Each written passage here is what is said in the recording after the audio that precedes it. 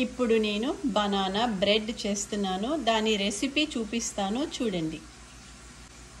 ముందుగా 1 cup oats, తర్వాత 1 cup రాగి పిండి, 1 కప్పు నిండా గోధుమ పిండి. బనానా బ్రెడ్కి అరటిపళ్ళు ఇలాగ పండిపోవాలి, అప్పుడే దాని ఫ్లేవర్ బాగుంటుంది, దాని రుచి బాగుంటుంది. ఇప్పుడు నేను 4 అరటిపళ్ళు తీసుకుంటున్నాను, వేస్తున్నాను చూడండి. ఇలా 4 అరటిపళ్ళు తీసుకున్నాను, ఇందులో వేస్తున్నాను చూడండి. బనానా బ్రెడ్కి నేను బెల్లం వాడుతున్నాను అన్నమాట. ఇప్పుడు బెల్లం వేస్తున్నాను చూడండి. అట్లానే 1 స్పూను బేకింగ్ సోడా వేస్తున్నాను. టేస్ట్ కొరకు కొంచెం సాల్ట్ వేస్తున్నాను.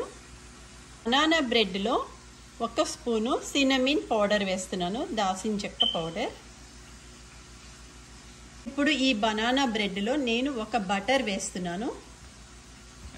1 పెద్దది బటర్ స్లైస్ తీసుకున్నాను అన్నమాట. దీనికి బటర్ ఎక్కువనే పడుతుంది. ఎగ్ లేకుండా మనం బ్రెడ్ చేయలేం కదా. ఇప్పుడు నేను 3 ఎగ్స్ వేస్తున్నాను బనానా బ్రెడ్కి. చూడండి, ఇట్లా అంతా కూడా మనం బ్లెండ్ చేసేసుకోవాలి. ఇప్పుడు నేను దాంట్లో ఏం వేస్తున్నానో చూడండి. నట్స్ అన్నీ వేస్తున్నాను అన్నమాట.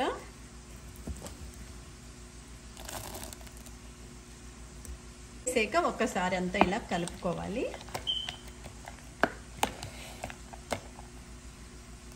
బనానా బ్రెడ్ చేయాలంటే 1 ట్రే తీసుకోవాలి. దాంట్లో ఈ బటర్ పేపర్ పెట్టాను. ఇప్పుడు దీంట్లో ఆ బనానా బ్రెడ్ కావాల్సిన లిక్విడ్ అంతా ఇందులో వేస్తాను చూడండి.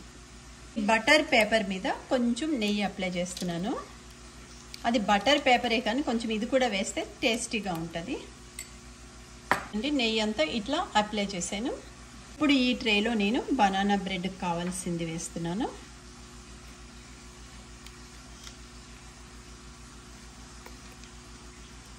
ఇట్లా ఈక్వల్గా చేసుకోవాలి అన్నమాట. తర్వాత ఇప్పుడు దీని మీద నేను ఏం వేస్తానో చూడండి. ఇప్పుడు దీని మీద కొన్ని నట్స్ వేస్తున్నాను. ఈ బనానా బ్రెడ్లో ఇవన్నీ నోటికి తగిలితేనే రుచిగా ఉంటుంది అన్నమాట.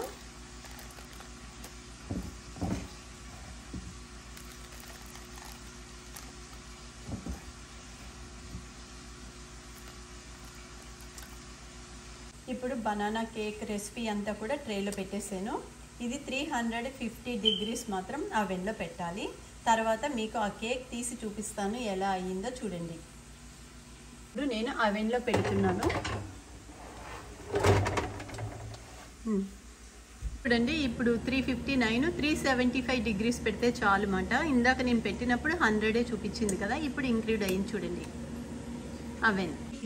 ఇప్పుడు బనానా బ్రెడ్ కేక్ చూపిస్తున్నాను మీకు చూడండి. అయిపోయింది, రెడీ అయిపోయింది.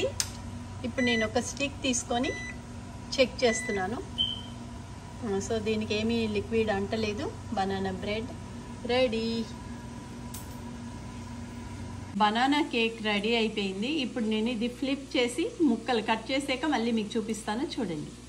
చూడండి, నేను ఫ్లిప్ చేయకుండానే నేను చేయితోనే తీసేసాను. ఇప్పుడు ఇది కట్ చేసి మీకు చూపిస్తాను చూడండి.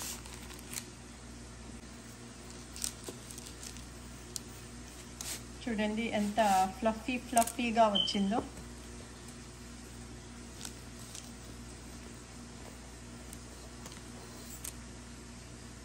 చూడండి ఎంత బాగా వచ్చిందో బనానా బ్రెడ్.